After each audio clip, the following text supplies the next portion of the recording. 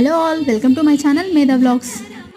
తిరుమలలో ఆఫ్లైన్లో మనం ఆర్జిత సేవలను ఏ విధంగా బుక్ చేసుకోవాలన్నది ఈ వీడియోలో అయితే ఎక్స్ప్లెయిన్ చేస్తాను. ఫస్ట్ మనం సిఆర్ఓ ఆఫీస్ దగ్గరికి అయితే వెళ్ళాలి. అక్కడికి వెళ్ళిన తర్వాత ఈ విధంగా డౌన్గా మనకి స్టెప్స్ అయితే ఉంటాయి. ఇలా వెళ్ళి క్యూ లైన్లో నిల్చొని లోపలికి అయితే వెళ్ళాలి. లోపలికి వెళ్ళిన తర్వాత అక్కడ కౌంటర్స్ ఉంటాయి.